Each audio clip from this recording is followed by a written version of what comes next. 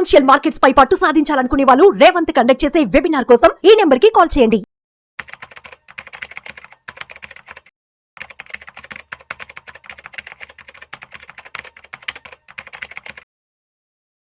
Okay, మనము రిటైర్మెంట్లో ఎలాంటి expenses ఉంటాయనేది మనం ఇప్పుడు చూద్దాం. రిటైర్మెంట్లో రెండు రకాలండి. ఒకటి సర్వైవింగ్ రిటైర్మెంట్, ఒకటి లివింగ్ రిటైర్మెంట్. మీరు స్క్రీన్ మీద చూడొచ్చు అనమాట. సర్వైవింగ్ రిటైర్మెంట్ అంటే just to have basic needs, రోటీ కపడా ఆర్ మకాన్. మనం ఉన్నామా అంటే ఉన్నాము అన్నట్టు అంతే. సో లివింగ్ రిటైర్మెంట్ అంటే మనం ఏ విధంగా జీవించాలనుకుంటామో ఆ విధంగా జీవించడం. We don't have to think about the money and don't have to worry about the money. దాన్ని లివింగ్ రిటైర్మెంట్ అంటాం అనమాట. డబ్బుల గురించి ఎట్టి పరిస్థితుల్లో కూడా ఆలోచించాల్సిన అవసరం లేకుండా ఉండడాన్ని మనము లివింగ్ రిటైర్మెంట్ అంటాం. రిటైర్మెంట్లో కూడా రెండు రకాల ఖర్చులు ఉంటాయి. ఒకటి కమిటెడ్ ఎక్స్పెన్సెస్, ఒకటి డిస్క్రిషనరీ ఎక్స్పెన్సెస్. గత ఎపిసోడ్లో నేను చెప్పానండి, ఒక మంచి స్టాండర్డ్ ఆఫ్ లివింగ్ కావాలి అని అంటే పట్టణంలో కావచ్చు, హైదరాబాద్ లాంటి సిటీలో కావచ్చు, పల్లెటూర్లలో కూడా కావచ్చు. మీరు 60 సంవత్సరాలు, ఇప్పుడు 40 సంవత్సరాల వ్యక్తి అనుకోండి, ఇప్పుడు మీకు 40-50 వేల రూపాయలు ఖర్చు అయినా కానీ రిటైర్మెంట్కి వచ్చే టైం వరకు మీ స్టాండర్డ్ ఆఫ్ లివింగ్ చాలా పెరుగుతుంది. ఆ స్టాండర్డ్ ఆఫ్ లివింగ్ మీరు లీడ్ చేయాలి అని అంటే చాలా అధిక మొత్తంలో డబ్బులు అవసరమై ఉంటాయన్నమాట. సో మీకు ఈ ఎక్స్పెన్సెస్ చూస్తే అర్థమైపోతాయి. సో ఫస్ట్ అండ్ ఫార్మోస్ట్, మీరు రిటైర్మెంట్ అయ్యే టైం వరకల్లా మీకు సొంత ఇల్లు లేకపోతే మీకు రెంట్ ఎక్స్పెన్సెస్ ఉంటాయి. దాంతోపాటు నెక్స్ట్ వచ్చేసేసి ఇప్పుడు మాట్లాడబోయేది మనం కమిటెడ్ ఎక్స్పెన్సెస్ అండి. ఎలక్ట్రిసిటీ, గ్యాసు, వాటర్, ఈ 3 ఎక్స్పెన్సెస్ కూడా ఉంటాయి. రిటైర్మెంట్లో ఏం జరుగుతుందంటే మనం వర్క్ చేసే టైంలో చాలా సమయము మనము ఆఫీస్లో ఉంటాం. అదేవిధంగా వ్యాపారం చేసే దగ్గర ఉంటాం. సో ఇంట్లో ఉండం కాబట్టి ఎలక్ట్రిసిటీ కన్జంప్షన్ అనేది కొంచెం తక్కువగా అవుతుంది. కానీ రిటైర్మెంట్లో ఎలక్ట్రిసిటీ కన్జంప్షన్ అనేది కొంచెం ఎక్కువగా అయ్యే ఛాన్స్ ఉంది. ఇప్పుడు మీ దగ్గర ఏసీ లేకపోతే మీరు భవిష్యత్తులో మీరు ఆర్థికంగా ఎదుగుతారో ఏసీ పెట్టించుకునే అవకాశం ఉంటుంది. సో ఎలక్ట్రిసిటీ కన్జంప్షన్ అనేది ఇప్పుడున్న దానికంటే కూడా మీరు రిటైర్మెంట్ టైంలో కొంచెం ఎక్కువగా అయ్యే అవకాశం ఉంటుంది. న్యాచురల్లీ బిల్లు కూడా ఎక్కువగా వస్తుంది అనమాట. టెలిఫోను, మొబైల్, ఇంటర్నెట్, ఇది కూడా ఒక ఎక్స్పెన్సెస్. 4వది house maintenance. మీరు అపార్ట్మెంట్లో ఉంటే కనుక మీరు నెలవారీ హౌస్ మెయింటెనెన్స్ పే చేయాల్సిన అవసరం ఉంటుంది. ఇది కూడా మనం కన్సిడర్ చేయాలి. సర్వెంట్ మేడ్ ఫుల్ టైమా, పార్ట్ టైమా? సర్వెంట్ మేడ్ ఎక్స్పెన్సెస్ కూడా ఉంటాయి. ఎవరి స్తోమత ప్రకారం వాళ్ళు ఫుల్ టైం సర్వెంట్ మేడ్ పెట్టుకోవచ్చు, లేదంటే పార్ట్ టైం సర్వెంట్ మేడ్ని పెట్టుకోవాల్సిన అవసరం ఉంటుంది. హౌస్ కేబుల్, న్యూస్ పేపర్, ఈ ఎక్స్పెన్సెస్ కూడా ఉంటాయండి. కేబుల్ కాకపోతే OTT expenses, news paper expenses కూడా ఉంటాయి. Property tax. సో మనకు సొంతంగా ఇల్లు ఉంటే ఆ ప్రాపర్టీ ట్యాక్స్ పే చేసుకోవాల్సిన అవసరం ఉంటుంది. Laundry expenses, washing of clothes కావచ్చు, డ్రై క్లీనింగ్ కావచ్చు, అండ్ ఐరనింగ్ ఆఫ్ క్లోత్స్ కావచ్చు, ఈ ఎక్స్పెన్సెస్ ఉంటాయి. Groceries or food expenses. సాధారణంగా ఏమవుతుందంటే మనం యంగ్గా ఉన్నప్పుడు ఏది తిన్నా కానీ మనం జీర్ణించుకోగలుగుతాం. కానీ రిటైర్మెంట్లో డైజెస్టివ్ సిస్టమ్ అంత మంచిగా పని చేయకపోవచ్చు. సో ఎక్కువగా మనము ఫ్రూట్స్ పైన, ఫుడ్ సప్లిమెంట్స్ పైన, డ్రై ఫ్రూట్స్ పైన ఎక్కువ డిపెండ్ కావాల్సిన అవసరం ఉండొచ్చు అనమాట. సో ఇప్పుడు నేను చెప్పబోయేది అందరికీ వర్తిస్తుందని కాదండి. చూసే ప్రేక్షకులు ఎవరైతే ఉంటారో అన్ని కేటగిరీస్ వాళ్ళు ఉంటారు. మీకు ఏదైతే వర్తిస్తుందో దాన్ని మీరు తీసుకోండి. సో ఇంకొకటి ఏమైపోతుందంటే రిటైర్మెంట్లో వర్క్ చేసే టైంలో సో మనకు సోషలైజింగ్కి టైం ఎక్కువగా ఉండకపోవచ్చు. ఎందుకంటే మన వర్కే చాలా టైం తీసుకుంటుంది అన్నమాట. మనకు సోషలైజింగ్ చేయడము, ఫ్రెండ్స్ని, రిలేటివ్స్ని కలవడము, వాళ్ళతో మంచిగా టైం స్పెండ్ చేయడము, హ్యాపీగా టైం స్పెండ్ చేయడము, ఇవి జనరల్గా చాలామందికి కుదరవు because of work pressure and వేరే ఇష్యూస్ వల్ల. సో కానీ రిటైర్మెంట్లో ఏమవుతుందంటే మనకు 365 days హాలిడేస్, మనకు చాలా టైం ఉంటుంది. చాలామంది రిటైర్డ్ పీపుల్ ఏం చేస్తారంటే they would like to be with people, they would like to spend time with వాళ్ళ రిలేటివ్స్ కావచ్చు, పిల్లలు కావచ్చు, ఫ్రెండ్స్ కావచ్చు. They would like to spend more time with them అనమాట. సో మనము వేరే వాళ్ళ ఇంటికి వెళ్ళడము, లేకపోతే వేరే వాళ్ళని మన ఇంటికి పిలవడము, సోషలైజింగ్ అనేది ఎక్కువ అవుతుంది. అప్పుడు ఫుడ్ ఎక్స్పెన్సెస్ కూడా ఎక్కువగా అవుతాయి. సో చిన్న సెలబ్రేషన్స్ అనేది ఇంట్లో జరుగుతాయి. సో అవి ఇంకోటి, మీ పిల్లలు ఇంటికి వచ్చి ఉండడము, మీ గ్రాండ్ చిల్డ్రన్ వచ్చి ఇంటికి ఉండడము, ఇవన్నీ కూడా ఇప్పుడు మీ పేరెంట్స్తోని ఏమైతే మీ పేరెంట్స్ ఎలాంటి రెస్పాన్సిబిలిటీస్ అయితే మీరు లీడ్ చేస్తున్నారో, ఎట్లాంటి రెస్పాన్సిబిలిటీస్ తీసుకుంటున్నారో మీరు కూడా అదే సిచ్యువేషన్కి వెళ్తారనమాట. మీ పేరెంట్స్ సిచ్యువేషన్కి వెళ్తారు. సో దీనివల్ల ఫుడ్ ఎక్స్పెన్సెస్ కూడా కొద్దిగా ఎక్కువగా అవుతాయి. క్లోతింగ్ అంటే ఓన్లీ ఇద్దరే కాదండి, హస్బెండ్ అండ్ వైఫ్కే బట్టలు కొనుక్కోవడం కాదు. సో హస్బెండ్ అండ్ వైఫ్ వాళ్ళిద్దరు కూడా కొనుక్కుంటారు బట్టలు. దాంతోపాటు సంవత్సరానికి ఒకసారి మీ పిల్లలకు కానివ్వండి, గ్రాండ్ చిల్డ్రన్కి కానివ్వండి, వీళ్ళకు కూడా బట్టలు కొనించాల్సిన అవసరం ఉంటుంది. సో షాపింగ్ ఎక్స్పెన్సెస్, బట్టలు కొనుక్కునే షాపింగ్ ఎక్స్పెన్సెస్ కూడా ఎక్కువగా ఉంటాయి. సో దాంతోపాటు పర్సనల్ కేర్, సో టాయిలెటరీస్ కావచ్చు, డియోడ్రెంట్స్, పర్ఫ్యూమ్స్, ఇంకా వేరే వేరే సోప్స్, ఇవన్నీ కూడా ఉంటాయి కదా, ఇవి కూడా ఎక్స్పెన్సెస్ ఉంటాయి. దాంతోపాటు ముఖ్యమైనది మెడికల్ ఎక్స్పెన్సెస్. సో మనం రిటైర్మెంట్లో మన హెల్త్ మంచిగా ఉండేటట్టు చూసుకోవాలి. హెల్త్ మంచిగా లేదంటే రిటైర్మెంట్ని మనం ఎంజాయ్ చేయలేము. అండ్ హెల్త్ పరంగా చాలా వరకు ఎక్స్పెన్సెస్ వెళ్ళిపోయే అవకాశం ఉంటుంది. సో మన కార్పస్ని డ్రైన్ చేసే అవకాశం ఉంటుంది. సో సాధ్యమైనంత వరకు మనం హెల్త్ మంచిగా ఉండేటట్టు చూసుకోవాలి. అన్నీ చూసుకున్నప్పటికీ, హెల్త్ మంచిగా ఉండేటట్టు చూసుకున్నప్పటికీ కూడా కొన్ని కారణాల చేత హెల్త్ రిలేటెడ్ ఇష్యూస్ రావచ్చు. సో యావరేజ్గా ఇప్పుడు 40స్లో ఉన్న వాళ్ళు, మిడ్ 40స్లో ఉన్న వాళ్ళకు కూడా చాలామందికి బ్లడ్ ప్రెషర్లు, డయాబెటీస్లు ఇలాంటివి ఇష్యూస్ వస్తూ ఉన్నాయి. సో మనకు మెడికల్ ఎక్స్పెన్సెస్ ఏ విధంగా ఉంటాయి? రెగ్యులర్ మెడిసిన్స్ కావచ్చు, మంత్లీ మెడిసిన్స్ తీసుకోవడం 60 years వచ్చే టైం వరకల్లా. సో 60 to 85 years మాట్లాడుతున్నాం మనం. సో 60 yearsకి ఏమైనా మెడికల్ ఇష్యూస్ వచ్చాయనుకోండి, అది ఇంకా ఇంక్రీజ్ అవుతూనే ఉంటాయి దాని ఇష్యూస్. సో రెగ్యులర్ మెడిసిన్స్ కావచ్చు, రెగ్యులర్ విజిట్ టు డాక్టర్స్ కావచ్చు, మధ్యలో డయాగ్నోస్టిక్ టెస్టులు కావచ్చు, ఇవన్నీ కూడా ఎక్స్పెన్సెస్ ఉంటాయి. కొన్ని సందర్భాల్లో హెల్త్ ఇన్సూరెన్స్ ఉన్నప్పటికీ కూడా ఆ హెల్త్ ఇన్సూరెన్స్ ఆ ఎక్స్పెన్సెస్ చూసుకోలేకపోవచ్చు. సో క్లెయిమ్ రిజెక్ట్ కూడా కావచ్చు. ఇలాంటి సందర్భాల్లో మనము మెడికల్ ఎక్స్పెన్సెస్కి కూడా అమౌంట్ పక్కన పెట్టాల్సిన అవసరం ఉంటుంది. మేబీ 60 to 70 yearsలో మీకు పెద్దగా ఎక్స్పెన్సెస్ అవసరం కాకపోవచ్చు. కానీ ఎట్లా అయితే లేట్ 60 నుంచి 70s and 80sకి వెళ్తారో కొందరు సో బెడ్ రిటర్న్ అయ్యే అవకాశం ఉండొచ్చు. వాళ్ళు జరగలేని పరిస్థితి ఉంటే ఎవరినన్నా ఎల్డర్ కేర్ ఎక్స్పెన్సెస్ కూడా వస్తాయి. ఎవరైనా అపాయింట్ చేయాల్సిన అవసరం ఉంది, కేర్ టేకర్ని అపాయింట్ చేయాల్సిన అవసరం ఉంటుంది. కేర్ టేకర్ని అపాయింట్ చేస్తే ఈరోజు ఎంత లేదన్నా కానీ 20 నుంచి 25,000 రూపాయలు నెలకి కట్టాల్సిన అవసరం ఉంటుందన్నమాట. సో అందుగురించే హెల్త్ అనేది జాగ్రత్తగా చూసుకోవాలి. మెడికల్ ఎక్స్పెన్సెస్ ఎంత లేదన్నా కానీ, సో ఇనీషియల్ ఇయర్స్లో 60-65 yearsలో పెద్దగా అమౌంట్ కాకపోవచ్చు, కానీ ఏజ్ ఎట్లాగైతే ఇంక్రీజ్ అవుతూ ఉంటుందో అప్పుడు హెల్త్ రిలేటెడ్ ఎక్స్పెన్సెస్ చాలా ఎక్కువగా ఉంటాయి. సో యావరేజ్గా బేర్ మినిమం ఒక 5-6 వేల రూపాయలు హెల్త్ మెడికల్ ఎక్స్పెన్సెస్కి కన్సిడర్ చేస్తే మంచిది. ఇంకా ఎక్కువ పెడితే ఇంకా మంచిది అనమాట. ఓన్లీ మెడికల్ ఎక్స్పెన్సెసే ఈరోజు ఎక్స్పెన్సెస్ మాట్లాడుతున్నానండి. ఈరోజు 40 సంవత్సరాలు ఉన్న వ్యక్తి 60 సంవత్సరాలు అయ్యాడు అనుకోండి, ఈరోజు రిటైర్మెంట్ అవుతే వాళ్ళకి ఎంత అవుతుంది అనేది మనము మాట్లాడుకుంటున్నాం. సో మెడికల్ ఎక్స్పెన్సెస్ ఇది ఒక మేజర్ ఫ్యాక్టర్ ఉంటుంది. దాంతోపాటు హెల్త్ ఇన్సూరెన్స్, ఒక డీసెంట్ హెల్త్ ఇన్సూరెన్స్ కవర్ మనకు కావాలి అని అంటే దాదాపు ఒక 5 లక్షల నుంచి 10 లక్షల రూపాయలుకి హెల్త్ ఇన్సూరెన్స్ కవర్ ఉండాలి అని అంటే మీరు ఎంత లేదన్నా కానీ 40,000 నుంచి 60,000 వరకు ప్రీమియం పేమెంట్ చేస్తారు. So just health insurance, medical expenses రెండు కలిపే దాదాపు 7 నుంచి 8,000 వరకు మీకు 7-8,000, 10,000 వరకు కూడా మీకు మంత్లీ ఎక్స్పెన్సెస్ రెండు ఫ్యాక్టర్సే ఖర్చు అవుతాయి. సో దాంతోపాటు కార్ ఇన్సూరెన్స్. సో చాలామంది ఎవరైతే ప్రేక్షకులు చూస్తుంటారో మా దగ్గర ఇప్పుడు కార్ లేదు, కార్ ఎక్స్పెన్సెస్ ఎందుకు, కార్ ఇన్సూరెన్స్ ఎందుకు, మాకు ఉండదు కదా అని అనుకోవచ్చు. మీరు ఇప్పుడు 30 సంవత్సరాలైనా 35 సంవత్సరాలైనా మీరు లైఫ్లో ప్రోగ్రెస్ అవుతారు.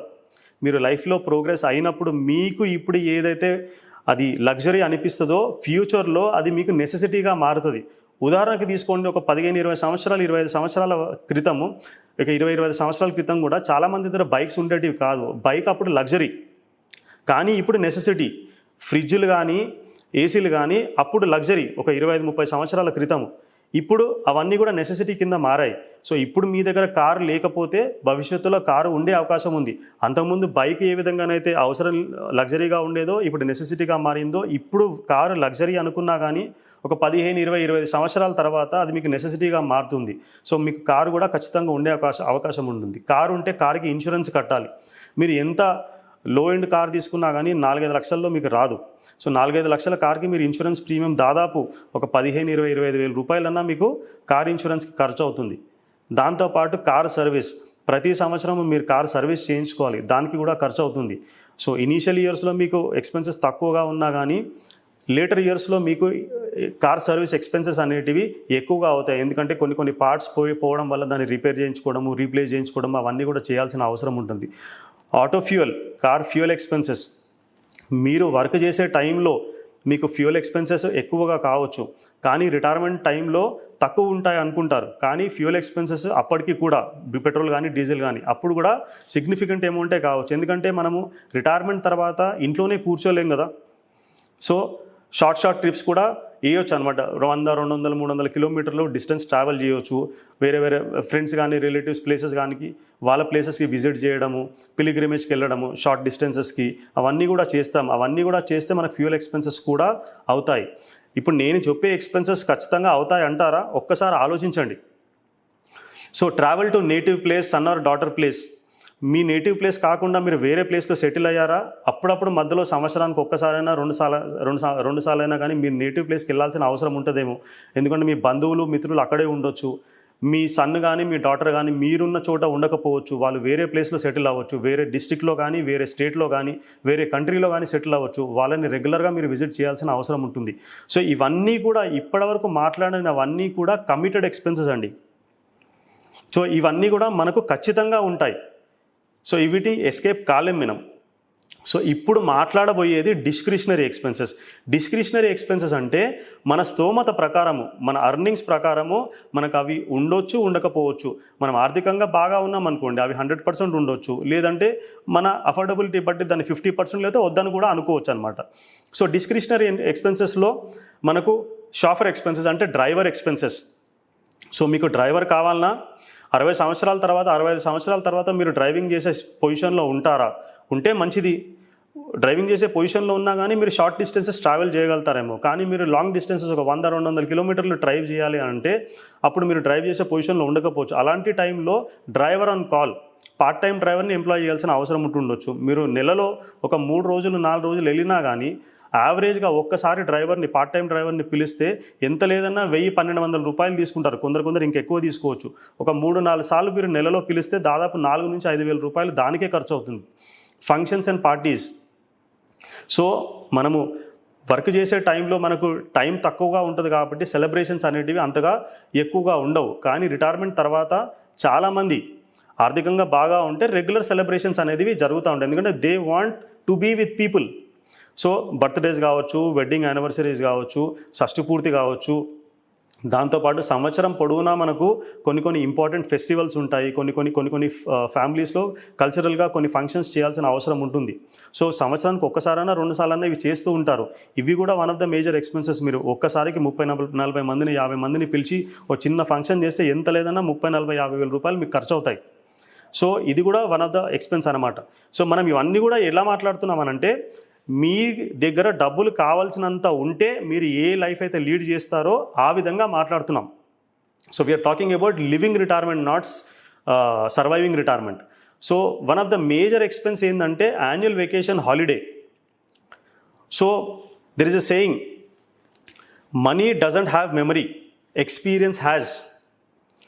మీరు ఏదైతే డబ్బులు హాలిడేకి ఖర్చు పెడతారో, మీరు ఇప్పుడు ఒక 2-3 సంవత్సరాల క్రితం ఎక్కడైనా వెళ్ళుంటే ఆ హాలిడేలో ఏం చేశారు, ఎలాంటి మెమరీస్ ఉన్నాయో అవన్నీ మీకు ఇప్పుడు గుర్తుంటాయి. కానీ ఆ హాలిడేకి ఎంత ఖర్చు పెట్టారనేది మీకు గుర్తుండదు. సో రిటైర్మెంట్లో holiday is one of the major expenses అండి. ఎందుకంటే హాలిడేకి వెళ్ళడం వల్ల, రెగ్యులర్గా వెకేషన్కి వెళ్ళడం వల్ల it keeps us very happy. It helps us to create new memories. So retirement సాఫీగా సాగాలి అంటే ఇలాంటి మెమరీస్ మనకు ఖచ్చితంగా ఉండాలి. సో మీరు ఇప్పుడు వర్క్ చేస్తున్నారు కదా, మీరు హాలిడేకి వెళ్తే ఎన్ని రోజులు వెళ్తారండి? వెళ్తే 2 రోజులు, 3 రోజులు, 4 రోజులు వెళ్తారు. So you will not go for holiday for 15-20 days or 1 month. అది సాధ్యం కాదు. ఎందుకంటే పిల్లల స్కూల్ ఉంటుంది, పిల్లల కాలేజ్ ఉంటుంది, మీ వర్క్ ఇంపాక్ట్ అవుతుంది. ఇవన్నీ కారణాల చేత మీరు రెగ్యులర్ హాలిడే అనేది, ప్రాపర్ హాలిడే అనేది వెళ్ళరు. రిటైర్మెంట్ టైంలో మనకు 365 డేస్ హాలిడేస్ ఉంటాయి, అంతే కదా. సో ఒక ప్రాపర్ హాలిడే అనేది రెగ్యులర్ అఫేర్ అనమాట. ఒక ప్రాపర్ హాలిడే అంటే సంవత్సరంలో దాదాపు ఒక 15 రోజుల నుంచి 30 రోజులు హాలిడేని మనం చూసుకుంటే, హాలిడే ఎంజాయ్ చేస్తే దాన్ని ప్రాపర్ హాలిడే అంటాం. ఒక 15 రోజుల నుంచి 30 రోజులు మీరు హాలిడేకి వెళ్తే అది ఒకసారి కావచ్చు, 2 సార్లు కావచ్చు, 3 సార్లు కావచ్చు, మొత్తం యావరేజ్గా 15-30 డేస్ మీరు హాలిడేకి వెళ్ళారనుకోండి, ఎంత ఎక్స్పెన్సెస్ అయితే ఆలోచించండి. మీకు ట్రావెల్ ఎక్స్పెన్సెస్ అవుతాయి, స్టే ఎక్స్పెన్సెస్ అవుతాయి, అక్కడ లోకల్ ట్రావెల్ ఎక్స్పెన్సెస్ అవుతాయి, ఫుడ్ ఎక్స్పెన్సెస్ అవుతాయి, లోకల్ పర్చేజెస్ అవుతాయి. ఇవన్నీ కూడా మనకు ఖర్చులు ఉండే అవకాశం ఉంది. జనరల్గా ఇవన్నీ కూడా కన్సిడర్ చేయరు చాలామంది. So we have to go in to detailed retirement expenses. అది మనం ఇప్పుడు చేస్తూ ఉన్నాం. సో దాంతోపాటు ఎంటర్టైన్మెంట్ ఎక్స్పెన్సెస్. సో ఎంటర్టైన్మెంట్కి ఎంత అంటే వారంకి ఒకసారి మనం బయటికి వెళ్ళడము, మూవీస్కి కానీ, అవుట్డోర్ యాక్టివిటీస్ కానీ, ఇంకా వేరే ఏవైనా కానీ. సో అక్కడ అలా వెళ్ళినప్పుడు మనకు కొన్ని ఖర్చులు అయ్యే అవకాశం ఉంటుంది. మీ గ్రాండ్ చిల్డ్రన్ మీ దగ్గరికి రావచ్చు. సో వాళ్ళు వచ్చినప్పుడు వాళ్ళని మీరు ఎక్కడికైనా తీసుకెళ్ళినప్పుడు ఖర్చు అవుతుంది కదా. సో ఎంటర్టైన్మెంట్ ఎక్స్పెన్సెస్ ఇది కూడా మనకు ఒక kind of expense. Dining out, at least మీరు నెలకోసారి బయటికి వెళ్ళినా కానీ మనకు ఖర్చు అవుతుంది కదా. ఇద్దరు ఒక డీసెంట్ హోటల్కి వెళ్ళినా కానీ అట్లీస్ట్ ఒక 2-3 వేల రూపాయలు ఖర్చు అవ్వదా. సో మీరు ఒకసారి వెళ్తారో 2 సార్లు వెళ్తారో. So dining out is also one of the expenses. So gifts to children, grand children, friends, relatives, ఇది చాలా చాలా ముఖ్యమైన ఎక్స్పెండిచర్. సో మనకు రెస్పెక్ట్ మీటర్ అనేది ఒకటి ఉంటుందండి. రిటైర్మెంట్లో రెస్పెక్ట్ మీటర్ అనేది ఒకటి ఉంటుంది. సో పిల్లలకు కానివ్వండి, గ్రాండ్ చిల్డ్రన్కి కానివ్వండి, మనము ఎన్ని గిఫ్ట్లు ఇస్తే రెస్పెక్ట్ మీటర్లో రెస్పెక్ట్ అంత ఎక్కువగా ఉంటుంది అన్నమాట. సో కొంచెం వ్యంగ్యంగా చెప్తున్నాను కానీ ఇది రియాలిటీ. సో 1 సంవత్సరమో 2 సంవత్సరాలు ఆ గిఫ్ట్స్లు ఇవ్వడం మానేయండి, రెస్పెక్ట్ మీటర్లో రెస్పెక్ట్ తగ్గుతుంది. అది 0 కావచ్చు, కొన్ని సందర్భాల్లో నెగిటివ్ కూడా వెళ్ళొచ్చు. సో పిల్లల్ని, గ్రాండ్ చిల్డ్రన్ని సంతోషంగా చూసుకోవాలి అని అంటే గిఫ్ట్స్ రెగ్యులర్గా ఇవ్వాల్సిన అవసరం ఉంటుంది. సో ఇది ఎంత ఎక్స్పెన్స్ అండి, దీనికి లెక్క లేదండి. సో ఎలాంటి ఎక్స్పెన్సెస్ వస్తాయి gift to children, grand children. ఇప్పుడు మీ పేరెంట్స్ని మీరు చూడండి, సంవత్సరానికి ఒకసారి ఏదో ఒక ఎక్స్పెన్సెస్ మీకు చేస్తూ ఉంటారు. ఏదో ఒక ఫంక్షన్ అవుతూ ఉంటుంది. సో పిల్లలు పుట్టినప్పుడు, అంటే గ్రాండ్ చిల్డ్రన్ పుట్టినప్పుడు వాళ్ళకి 21 days అనో, లేదా 1 year బర్త్డే అనో, ఇంకా వేరే కార్నర్, ఇంకా వేరే ఫంక్షన్స్ వస్తాయి. అవి వచ్చినప్పుడల్లా వాళ్ళకి ఖర్చు అవుతూ ఉంటుంది. అవి వచ్చినప్పుడల్లా వాళ్ళు గిఫ్ట్ రూపంలో బంగారమో, బట్టలో, క్యాషో ఏదో ఒకటి ఇస్తూ ఉంటారు. So gifts to children, grand children, friends, relatives, ఇది చాలా మేజర్ ఎక్స్పెన్సెస్. ఎంత లేదైనా కానీ 5 నుంచి 20-30 వేల రూపాయలు నెలకి ఖర్చు అయ్యే అవకాశం ఉంటుంది. ఎవరి స్తోమత ప్రకారము కన్సిడర్ చేస్తే దాన్ని బట్టి.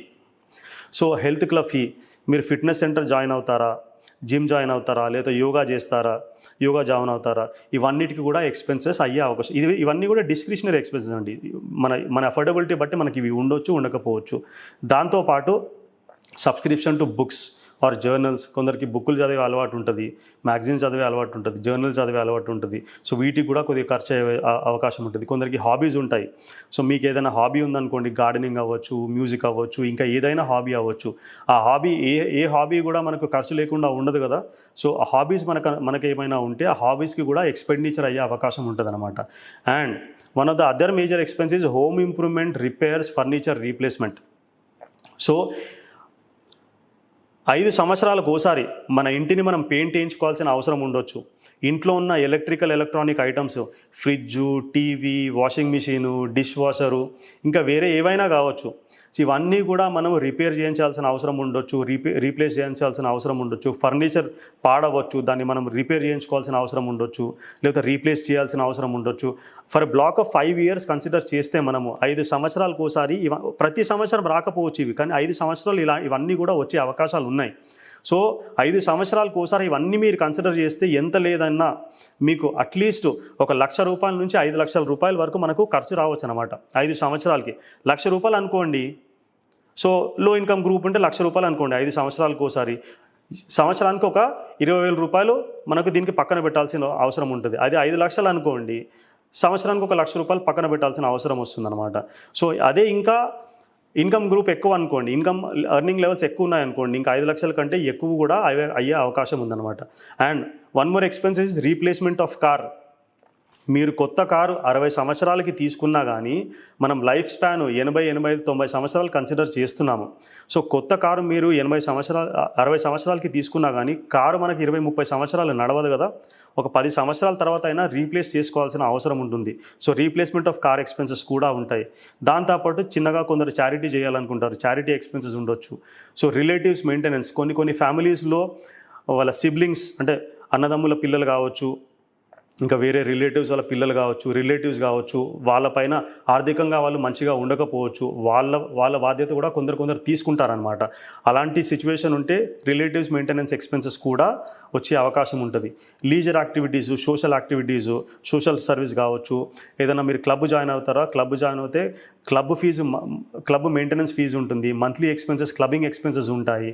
దాంతోపాటు ఇవన్నీ కాకుండా కొన్ని తెలియని ఎక్స్పెన్సెస్ కూడా రావచ్చు. సో తెలియని ఎక్స్పెన్సెస్ కూడా రావచ్చు.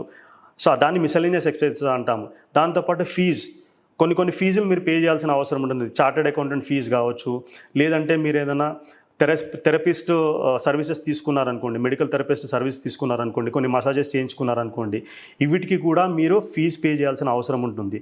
దాంతోపాటు ఎలక్ట్రానిక్ గ్యాజెట్స్, సో మొబైల్ ఫోన్లు కావచ్చు, ల్యాప్టాప్లు కావచ్చు, ట్యాబులు కావచ్చు, భవిష్యత్తులో ఇంకా వేరే టెక్నాలజీ ఏమైనా వస్తే ఇవన్నీ కూడా మనము రీప్లేస్ చేసుకోవాల్సిన అవసరం ఉంటుంది. ఇవన్నీ మైండ్ బాగ్లింగ్ ఎక్స్పెన్సెస్ ఉన్నాయి కదా, ఇది రియాలిటీ అండి. ఖచ్చితంగా ఇవన్నీ కూడా మనకు ఎక్స్పెన్సెస్ ఉంటాయి. కమిటెడ్ ఎక్స్పెన్సెస్ అయితే ఖచ్చితంగా ఉంటాయి. సో డిస్క్రిషనరీ ఎక్స్పెన్సెస్ మన స్తోమత ప్రకారము అవి 100% ఉండొచ్చు, లేకపోతే తగ్గి ఉండొచ్చు. ఒక్కసారి ఆలోచించండి. ఇది మీరు స్క్రీన్ చూస్తున్నారు కదా, ఈ ఎక్స్పెన్సెస్ అన్నీ మీరు పేపర్లో లిస్ట్ అవుట్ చేసుకోండి. కమిటెడ్ ఎక్స్పెన్సెస్ మరియు డిస్క్రిషనరీ ఎక్స్పెన్సెస్ మొత్తం లిస్ట్ అవుట్ చేసుకొని జాగ్రత్తగా ఒకసారి చూసి మీరు ఇందులో మీకు ఏ ఎక్స్పెన్సెస్ అస్సలు అవసరం లేదో అవన్నీ కూడా మీరు కట్ చేసుకోండి. సో ఐటమ్ బై ఐటమ్ మీరు నెలకి ఎంత ఖర్చు అవుతుంది అనేది ఫస్ట్ లెక్క వేసుకోవాలి. సో ప్రతి ఒక్క ఐటమ్కి నెలకి ఎంత ఖర్చు అవుతుంది అనేది మీరు లెక్క వేసుకున్న తర్వాత మీకు ఏదైతే ఎక్స్పెన్సెస్ అవసరం లేదో దాన్ని స్ట్రైక్ ఆఫ్ చేసి చూడండి.